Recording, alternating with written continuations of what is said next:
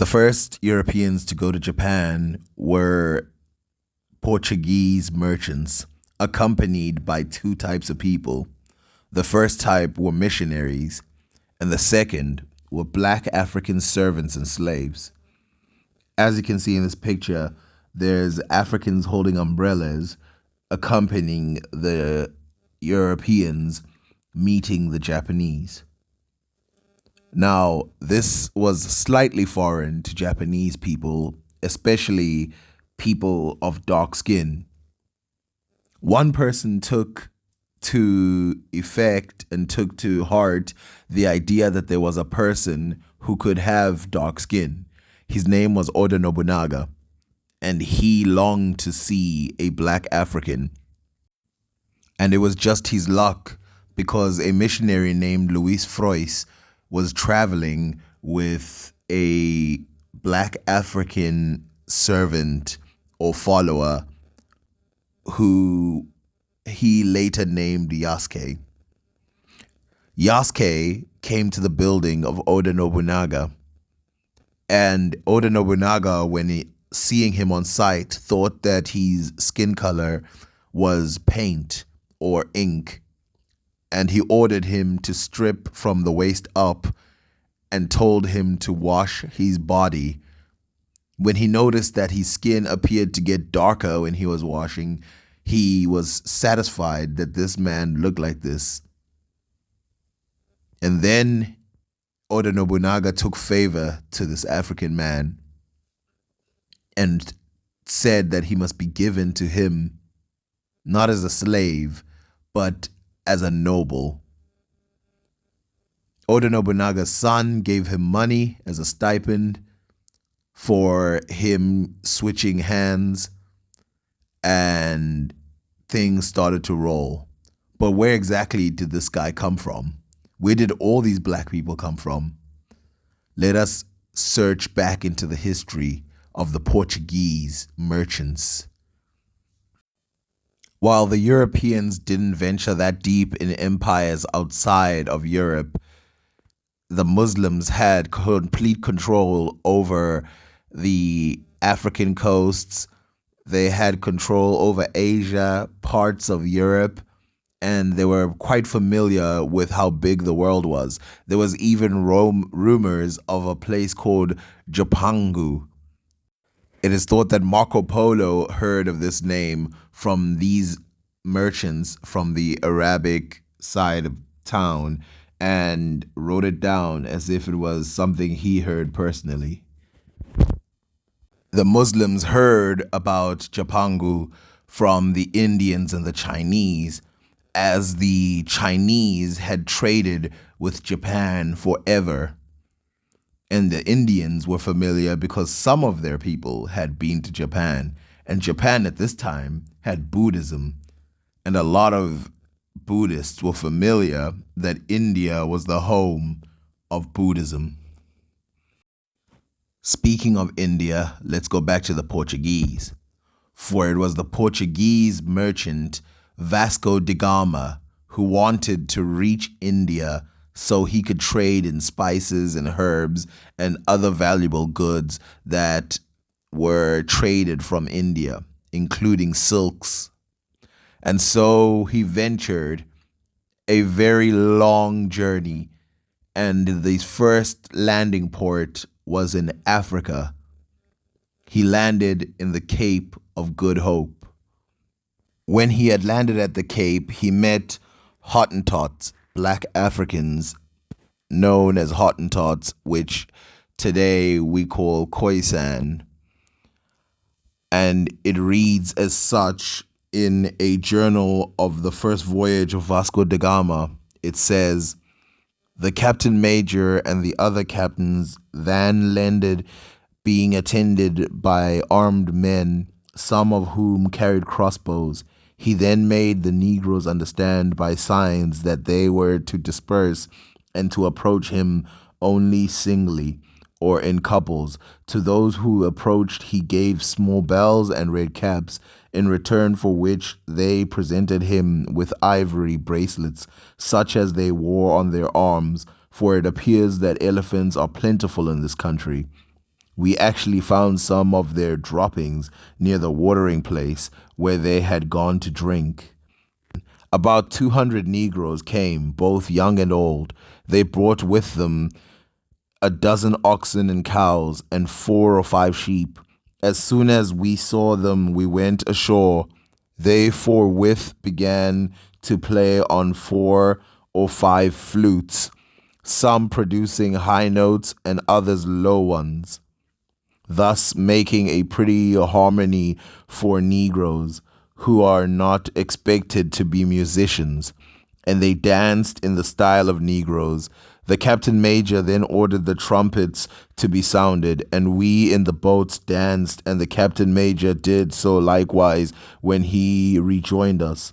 This festivity ended, we landed where we had landed before and brought a black ox for 3 bracelets. This ox we dined off on Sunday. We found him very fat and his meat as toothsome as the beef of Portugal. On Sunday, many visitors came and brought with them their women and little boys. The women remaining on the top of the hill near the sea, they had with them many oxen and cows. Having collected in 2 spots on the beach, they played and danced as they had done on Saturday.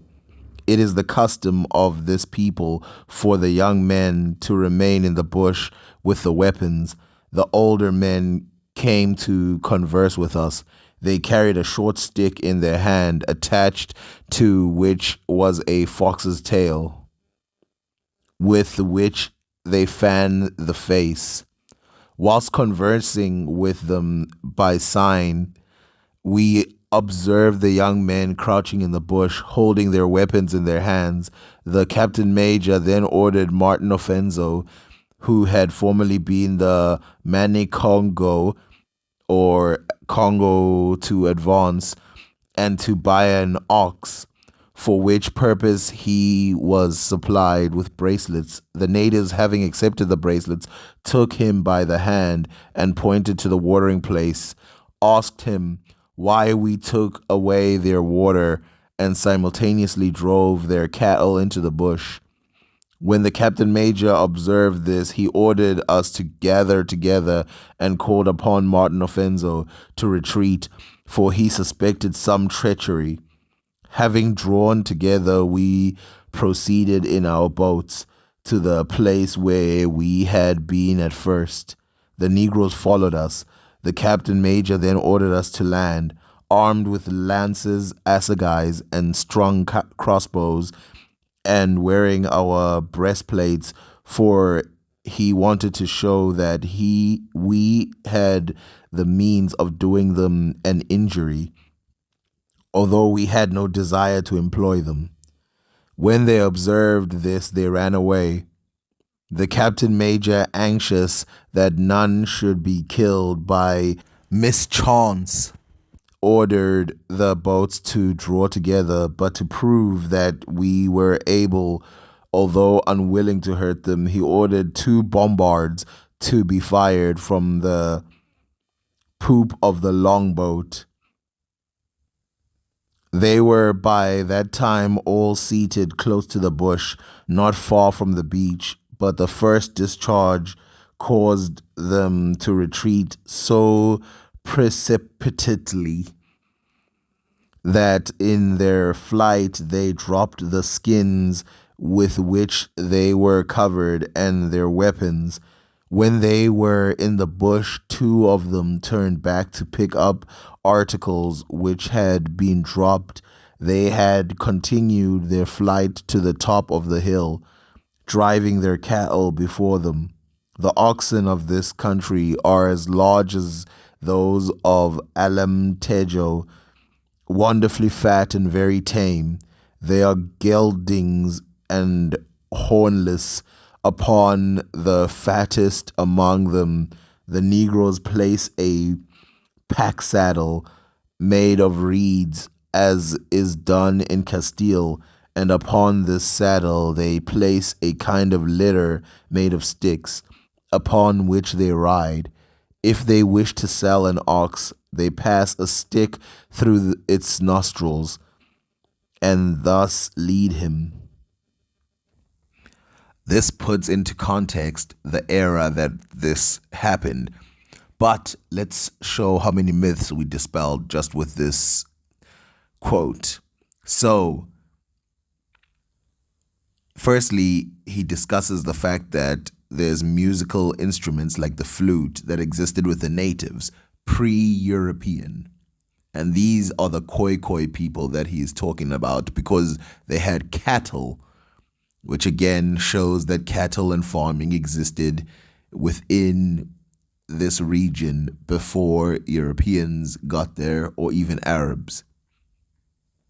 And he also talks about how he assumed that there wouldn't be musical talent within the Negroes, which shows that discrimination against black people actually started prior to the 1800s. They already were building stereotypes. But let's read on. On Thursday, January 11th, we discovered a small river and anchored near the coast. On the following day, we went close to the shore in our boat and saw a crowd of Negroes, both men and women. They were tall people, and the chief was among them. The captain major ordered Martin Offenso, who had been a long time in Mani Congo, and another man to land. They were received hospitably. The captain major, in consequence, sent the chief a jacket, a pair of red pantaloons, a Moorish cap, and a bracelet. The chief said that we were welcome to anything in this country of which we stood in need. At least this is how Martin Offenso understood him. That night, Martin Offenso and his companion accompanied the chief to his village whilst we returned to the ships.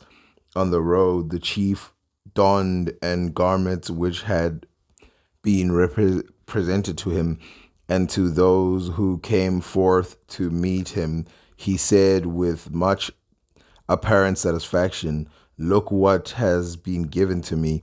The people upon this clapped hands as a sign of courtesy, and this they did 3 or 4 times until he arrived at a village, having paraded the whole of the place thus dressed up.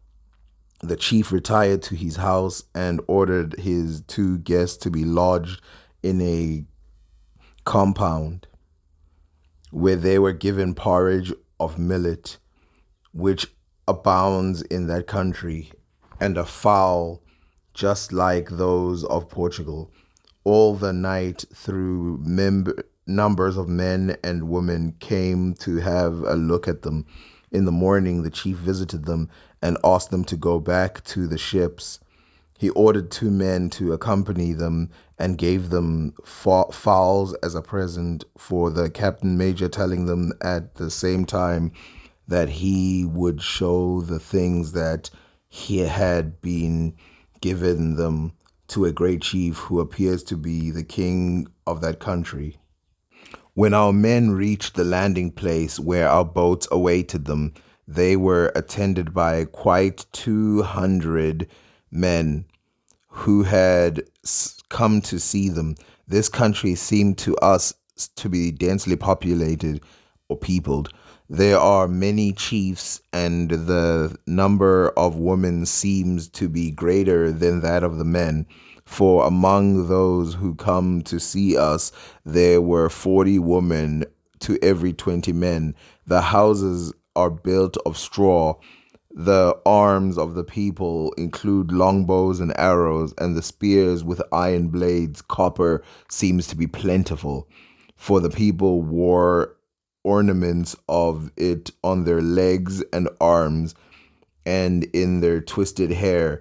Tin likewise is found in the country, for it is to be seen on the hilts of their daggers. The sheaths of which are made of ivory. Linen cloth is highly prized by the people, who were always willing to give large quantities of copper in exchange for shirts. They have large calabashes in which they carry seawater inland, where they pour it into pits to obtain the salt. We stayed 5 days at this place, taking in water which our visitor conveyed to our boats. Our stay was not, however, sufficiently prolonged to enable us to take in as much water as we really needed, for the wind favored a prosecution of our voyage. We were at anchor here, near the coast, exposed to the swell of the sea. We called the country Terra da Boa Genta, land of the good people, and the river Rio de Cabra, Copper River. On Monday, we discovered a low coast thickly wooded with tall trees. Continuing our course, we perceived the broad mouth of the river. As it was necessary to find out where we were, we cast anchor. On Thursday, January 25th, at night, we entered the Biero was already there. Having entered the night before that is 8 days before the end of January. The country is low and marshy and covered with tall trees, yielding an abundance of various fruits, which the inhabitants eat. These people are black and well made. They go naked, merely wearing a piece of cotton stuff around their loins, that worn by women being larger than that worn by men. The young women are good looking. Their lips are pierced in 3 places, and they wear in them bits of twisted tin. These people look much delight in us. They brought us in their almadias what they had whilst we went into their village to procure water. When we had been 2 or 3 days at this place, 2 gentlemen of the country came to see us. They were very haughty and valued nothing which we gave them. One of them wore a tuka with a fringe embroidered in silk, and the other a cap of green satin. A young man in their company, so we understood from their signs, had come from a distant country and had already seen big ships like ours. These tokens, signias, gladdened our hearts, for it appeared as if we were really approaching the bourne of our desires. These gentlemen had some huts built on the river bank close to the ship, in which they stayed 7 days, sending daily to the ships offering to barter cloths which bore a mark of red ochre. And when they were tired of being there, they left in their almadias for the upper river. As to ourselves, we spent 32 days in the river, taking in water, careening the ships, and repairing the mast of the Raphael. Many of our men fell ill, here their feet and hands swelling, and their guns growing over their teeth, so that they could not eat. We erected here a pillar which we called the Pillar of Saint Raphael, because it had been brought in the ship bearing that name. The river we called Rio de Bons Signes, river of good signs or tokens. And now he mentions Mozambique, the place where Yasuke was born. Given the size of Mozambique, he must have been talking about people from southern Africa just above the Natal area. And he's talking about how they had copper, how they traded linen, and how they had a local cloth as well, which had red ochre on it. And you can see that the way he's talking about it, he's talking about certain populations having things that he didn't expect that they would find. And these things are later thought to have been imported, like copper. Copper is known in South Africa for a very long time. And in these areas, it was traded up and down and made locally. So, as we can tell, he sees these things and writes them down. And he writes about how their skin is very black as contrast to the Hottentots, which he described as light skin. And now he will mention Mozambique.